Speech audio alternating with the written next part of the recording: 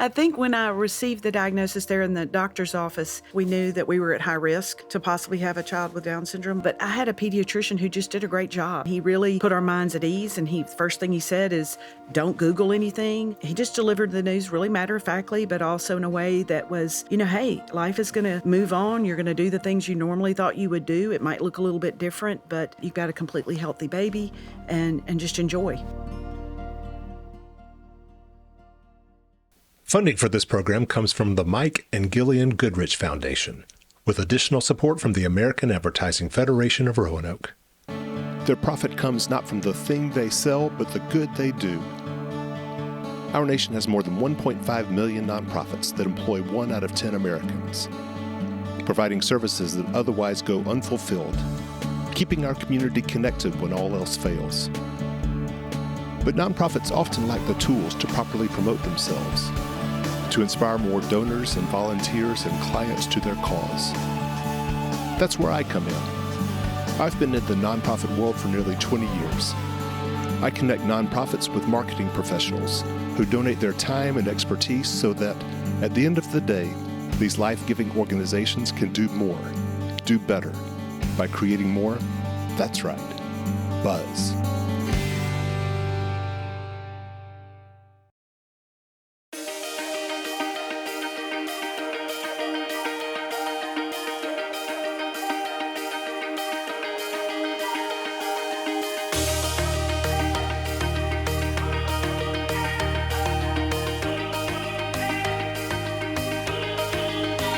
Down Syndrome Alabama is a nonprofit organization that serves the state of Alabama for people who have Down syndrome, their families, and their communities. Our focus is education, advocacy, and connections, and we hope to build an Alabama that is a brighter, more inclusive place.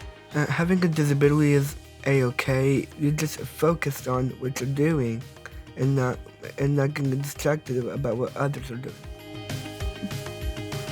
It's really special. We're all friends and we're all family. I think Grace has met a lot of amazing people, and so many people have gotten to know how amazing this girl is right here. When a baby is born with Down syndrome or when a family has a prenatal diagnosis, there are many ways that they can get in touch with us. Sometimes a social worker from a hospital will call. Sometimes the family will reach out. We really love Down Syndrome Alabama because they wanted to build a relationship with every parent, every sibling, and everybody that's involved in our family. Ryan has a great personality, so we're ready to see what else Down Syndrome Alabama has to offer. We've just always reached for that. We've always thought it's our world, we have a place in it. When I spoke to fear and doubt in the initial moments, Down Syndrome Alabama really provided all the resources I needed to dive in. I cannot imagine my life or this journey without the support of Down Syndrome Alabama. Down syndrome is the most common chromosomal abnormality that we see in the world. It is where there are 3 chromosome 21s that are in each of the cells. That extra chromosome can affect health issues, it can affect physical issues, it can affect cognitive issues. And there's a wide range of those in everyone, and not everyone with Down syndrome is a carbon copy or cookie cutter, as I would like to say. A long time ago, many children that were considered to have intellectual disability or have differences were often isolated, and they were put into different residential placements because they thought that there was no way that they could learn, they would not be able to thrive in a regular community. 37 years ago, life was more secluded. Before that, any student with special needs were typically segregated by population, and they were, maybe put away from the general population. Teachers still had to have special training to be able to work with them. As late as the 1970s, people were still told by physicians when their baby was born that they could leave them at the hospital and to go home and that they would take care of everything else. And for a while, I thought that was a wives' tale. I had heard that happened, and in September, I was fortunate enough to meet the founding family of National Down Syndrome Society, the Goodwins. Their daughter, Carson, was born in 1978, and the doctor came in and said that. And when Miss Goodwin told me that, I felt my heart drop. And I just gave her a big hug and I said, thank you. When Beth was first born, the emotions just run an entire gamut. You know, you go from elation at having a new family member to fear to curiosity about what comes next and how to be the best parent that you can be. And I was told, you know, my heart would be broken because she'd never be invited to a birthday party, but that wasn't true. She was always included. Over time, we did see a shift where people were like, we want to have them not in an institution, but recognize what are the things that we can do. And that shift happened, and we really noticed that there were a lot of children that were able to do really well and even thrive in the regular community with just some additional supports. Like I said, the big push in education was for inclusion. It was understanding that our children can be educated in classroom settings where they are with their peers and typically developing peers. And we were just on the cusp of learning that everybody benefits from being together. In an inclusive society, we all benefit, those who are setting the example and those who are learning. What do you like to do in school, outside of school? Okay, so in school, I love working hard. I love taking notes on like schoolwork, and I love being with friends, eating with friends, and then outside of school, I love walking with my dog, and I love playing my laptop, doing all those kind of things. You also like to be a cheerleader, it sounds like. I did tryouts, and I made the cheer team, and then now I'm on basketball cheer team, which I have this on. I have my Vestavia uniform on. I will say BK's journey with cheer, she was in middle school and a bunch of her friends came and said, hey, BK's gonna try out for cheer. And I was like, no, she's not. We don't do cheer. Like, I don't think we can do that. I mean, it's a competitive sport, it's a real deal. At the end, the coach was like, you know, judges are probably gonna be like, not real sure this is gonna be what we think it is. But if I don't find a spot, I will not have a single cheerleader on the squad. Like, they will all be like, out, done. So that's when the Spirit Girl position at Liberty Park Middle School kind of evolved. And so it just has become an every year thing. It's been awesome, really awesome experience for her. Sounds like it's been an awesome experience for everyone who's connected with her. Oh, absolutely. I mean, she brings a smile to everyone's face that comes in contact. She's a light in the room, that's for sure. I love and a lot of people just love to watch her cheer too, because she gets into it, quite into it. You like to dance, don't you? I love my mother. We love you. Within days of our interview with Down Syndrome of Alabama's Brantley Kate Mullinger, the joy-filled high school cheerleader was diagnosed with leukemia. The illness is not uncommon for individuals with Down syndrome who are 10 to 30 times more likely to suffer from it than children without Down syndrome. Our thoughts and prayers are with Brantley Kate, and we dedicate this episode to her and all in the Down syndrome community affected by this disease. Well, I think in Alabama specifically, we have a long way to go as far as there's still a lot of misinformation out there. I think that even some of the doctors who deliver the news, they're really using outdated information and they're approaching families in a way that doesn't allow them to kind of think about the future in a positive way. I have always been working with children with complicated medical issues, but also developmental issues. As a developmental pediatrician, I see kids that have autism, ADHD, and what you recognize is that there are a lot of children that are not being heard. I think when I received the diagnosis there in the doctor's office, you know, because I already kind of had maybe the idea in the back of my brain, it wasn't a total surprise. I had a pediatrician who just did a great job. I mean, he really put our minds at ease, and first thing he said is, don't Google anything, don't look up information, just enjoy having a baby. He just delivered the news really matter-of-factly, but also in a way that was, hey, life is going to move on. You're going to do the things you normally thought you would do. It might look a little bit different, but let's don't focus on that. You've got a completely healthy baby and just enjoy. I hope that individuals will understand that a child with Down syndrome is just a child with Down syndrome. One kid is one kid. One person is one individual. We need to recognize that every child or every individual has their own set of strengths and areas of growth that they have. I wish that people will not make assumptions of what they think that Down syndrome is, where they think, oh, there must be happy kids and they smile all the time. The variety of personalities in children with Down syndrome than you do see with every single other person that's there. I talked to a mom who has a daughter that's about 6 years older than Vaughn. She said, don't ever let anybody put them in a box labeled Down syndrome. I thought, gosh, that's kind of a funny thing to say to somebody whose kid's still in the hospital. But the further I've gotten in this journey, boy, was she right. We're all different in some form of fashion. Individuals who have Down syndrome are just like everybody else. They have aspiration, they have dreams in life. They want to work just like we all do. What do you want to do to work? You want to own something? I don't know. I don't know, Mom. Okay, that's okay. I'm still trying to figure it out for myself. Do you want to go to college? College! Yep, he does want to go to college.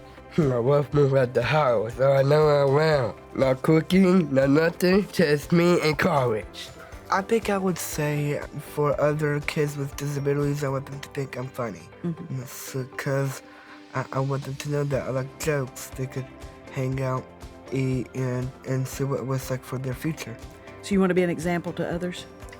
The funny statistic or funny thing is that everybody with Down syndrome is just like every other child, have emotions just like every other child. They're not happy-go-lucky all the time. She's a very typical, common teenager. Are you not happy-go-lucky all the time?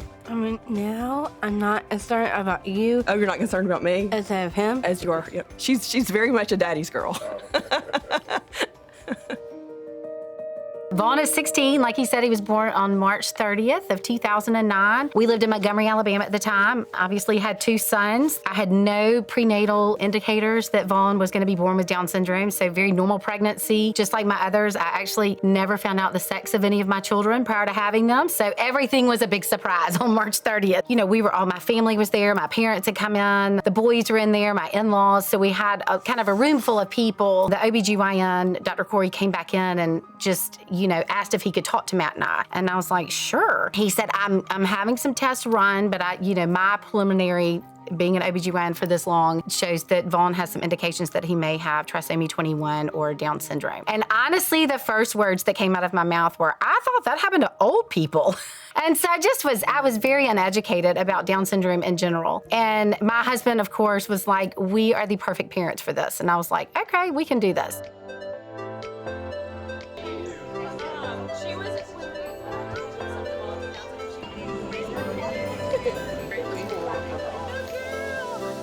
We are at Overton Park. We are having a new parent gathering. This is for parents pre-birth all the way through kindergarten, for them to get together and have an opportunity to get to know each other and socialize and help to create the community that we're fostering with Down Syndrome Alabama.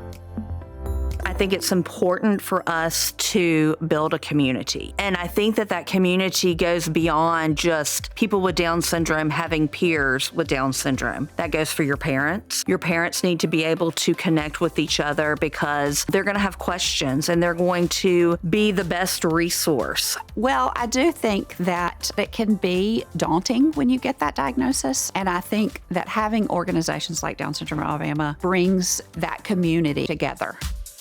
This is our almost 4-year-old daughter, Evelyn. She was born in 2021 and really still the midst of COVID. And so when we got her diagnosis, there wasn't a lot going on. We learned about Down Syndrome Alabama, so we got to know a lot of people through the internet and through phone calls and through social media, especially as we were going through her heart surgery and early intervention and learning all the new things about Down syndrome. But what Down Syndrome Alabama has done for us is create community. I remember Down Syndrome Alabama reaching out probably while I was in the hospital right after she was born, and just having someone to connect to help me get plugged into resources and other families in the state of Alabama, especially in Birmingham. Down Syndrome of Alabama has been a great resource for us. You know, there was a lot of uncertainty, not only with it being your first child, but also learning the diagnosis of having Down syndrome and everything that comes with that. So I think just the resources that have been shared with medical doctors and therapy facilities, as well as just as a support system to be able to talk about what you're going through has been great. Oh yeah, when it's your own and Absolutely. you just know how culture is and things like that, it's quite scary. So we just want to make sure that we're growing her and leading her and just teaching her. Whether it's your fourth child or your first child, it's a crazy, life-altering, wonderful diagnosis, but sometimes it takes a minute to get to the latter part of that. And having the support has meant the world to us and like really helped us through the pregnancy and after he was born. So, yeah. One of my favorite stories is about how families talk about when they learn about the diagnosis of Down syndrome, and it is if they in their life had planned, like, we're gonna go to Paris. That's what we're gonna do. We're gonna go to Paris. We're gonna have all these great experiences. We've gotten books about Paris. And then while they're on the plane, they realize, wait, we're going to Holland instead. And it's not that Holland's bad, it's just different and not expected. BK was my second child. I delivered her not knowing she had Down syndrome, but I'd worked with a lot of those kids, so I was well aware she did when I first saw her. You know, I had a lot of doubts in my mind, like, what does this mean? There's a lot of fear. You kind of go through a grieving process where you thought you had a kid. That's very different. We found out I was 14 weeks pregnant and he had a cystic hygroma, which is like extra fluid behind the neck. And at the ultrasound, they said this is typically indicative of a chromosomal abnormality. At that point, it was a pretty hard few weeks, I would say. All of a sudden our life flashed before our eyes, the life we had thought we would have and the child we thought we would have, and you know, it was pretty life altering. And eventually we got to the place where we were like, we just want to be grateful for a child. Down Syndrome Alabama really provided all the resources I needed to dive in. I'm one of those that's like, I need to know everything. Now, in the space that I am, which is like such a blessing because my personal and professional lives just kind of intertwined. A lot of our kids with Down syndrome have congenital heart defects, so it gives me the opportunity to speak to those families where I once was. It's really about learning and embracing some of the differences that are there and seeing how that brings a certain richness to your life that you did not expect before. You had a wonderful experience. Paris would have been great. Holland is just as great. I can't imagine not being in this place, you know? You look back to it and you wouldn't change it for anything. Yeah. I'm thinking to myself, like, how foolish was I to have thought those thoughts or to battle those emotions? But those emotions are real and you have to process it. But looking back, you know, we wouldn't change anything. We love this little guy. Yeah. Yeah. He is the best. I started becoming involved with Down Syndrome Alabama back in 2013, and that was when my twins were born. I have one twin who has Down syndrome and one twin who does not have Down syndrome.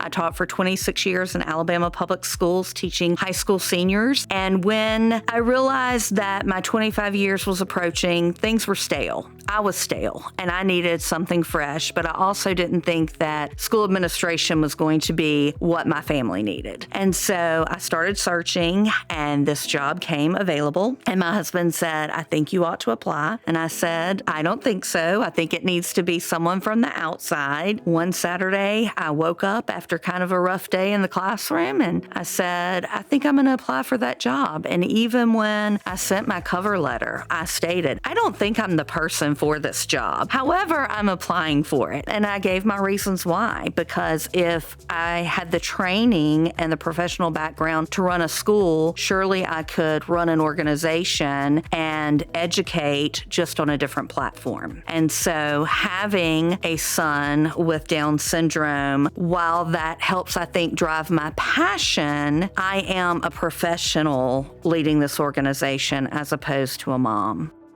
Why is an organization like Down Syndrome of Alabama necessary? Why aren't we already taking care of all of our citizens regardless of their abilities or disabilities?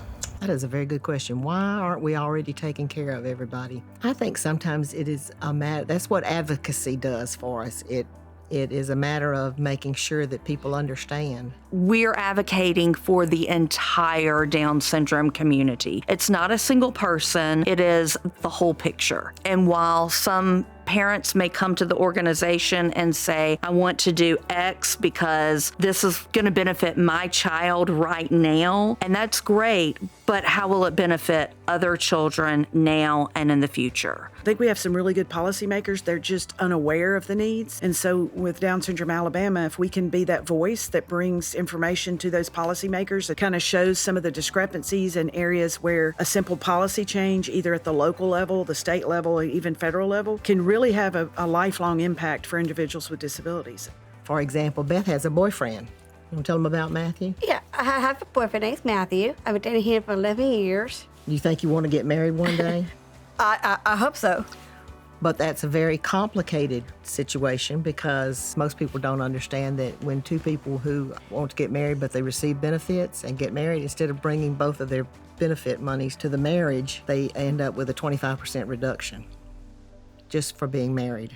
And then at the state level, two of the bills that I was involved in, I guess a couple of years ago, were Exton's Law. What we discovered were individuals with intellectual disabilities in particular, when they're put on an organ transplant list, that system allowed those individuals to be placed at the bottom of the transplant list and never really move up. Honestly, most parents would be unaware that that was even happening. And then the Colby Act, which is now a law, that was introduced to give another option besides guardianship as individuals with disabilities become adults, because guardianship is very limited. It's right for some people, but not for everyone. And so now in Alabama, we have a supported decision-making option as George grows older. And what that means is that he would have a team of people that would support him in his decisions as an adult, which is not different than what you and I do. I mean, if I'm making a big financial decision, I would reach out to a financial person. So you build a team around the person with the disability so that they know who to go to ask for support or to help them make the bigger life decisions. There's still a lot of growth to go, but we have come a long way. We have come from babies being born and sort of hidden away to being not only out in the open, but expected to be part of the world and be part of the community. I'm Laura Davis, and I'm Grace's mom, and just so proud of Grace. She's 22, and she graduated from Auburn in May. She came and got a job at Gigi's, and it's been a wonderful place. They have been so supportive of Grace all these years. One of my goals in my role at Down Syndrome Alabama is to teach society what our Down syndrome community is about. The more public we can be, the more people see us, and the more people learn about us and from us. One of my personal philosophies is see us, know us, love us, because if you see us, then you're going to get to know us, and then I promise that you're going to love us. My name's David Potter. I'm one of the supervisors here. Wilson's been working with us for a long time now. He is a great employee for us. A lot of times, he's the only person out here working on the dining room, serving the guests, because he's so relatable for all the guests. The guests just love him, and he's so fun to work with. He jokes around with us all the time. Like, we've found him hiding in a trash can before just to surprise us, and so he's just a lot of fun to work with. Grace started shopping with us when her parents moved back to Birmingham. We opened our store way back in 2004. It's just been kind of a relationship ever since, seeing her grow up, going through high school, doing cheerleading, graduating from the Auburn Eagles program, and coming back to work with us. I enjoy working here because I get a lot of clothes from here. How many friends have you met here? A lot. I have loved Grace working with us so much ever since she started. I mean, we've just clicked really well. She's just been amazing. She works super, super hard. By the end of the day, we're all super tired. So I'm just really glad she's a part of our team. One of our big programs is called CHAMPS. CHAMPS is an acronym. Or would you like to tell them what it stands for? CH means Community Heroes. What is A for? Advocate. Advocate. M is for? Motivate. P is for? Persevere. Persevere, which means? Is pick up and never give up. Never give up. And then S stands for? Service. Service, so that we give back to the community. And we do all sorts of things. What kind of things do we do? We can go to movies, go out to eat, or have some fun with friends. It's a circle of friends, and that's wonderful. I thought that we would be isolated. We're not. We've met so many wonderful families, and we've gotten some of our best friends from being part of Down Syndrome Alabama. Yeah, it's really special. From the high school girls and college girls and Sally, our manager, to everyone else that works here. We're all friends and we're all family, and I think Grace has met a lot of amazing people, and so many people have gotten to know how amazing this girl is right here. She is honestly one of the biggest lights in my life. She maybe doesn't even know it, but she brings so much joy to me. Some days are tough, and I think everybody has bad days, but it's never a bad day when I'm working with Grace. I love you. Love you. I love you so much. I enjoy being a part of Down Syndrome Alabama and the Down syndrome community because I feel like I am a natural born cheerleader. Tell me what your future look like. I want to work as the audiovisual, but aside me, I think I want to do other things like being part of the football team, being a part of other things. I have always loved to cheer people on to the finish line and to help shine light on them. And that is one of the things that I think I enjoy the most about my job, is getting to do that. I want to be a gymnast again. I want to be a nurse like my mom, and then I want to be a doctor like my dad, and then I want to be a veterinarian, and then a chiropractor, and then I want to have kids. Yeah, I told her she's got a lot of work to do and she better get real busy at school. Yeah. I'm cheering everyone on, whether it's a new parent, whether it is a student who is participating in an athletic event, whether it is a student who is going to a post-secondary school or getting their job or having a boyfriend or girlfriend. I am all about cheering them on to be their best possible person and human being.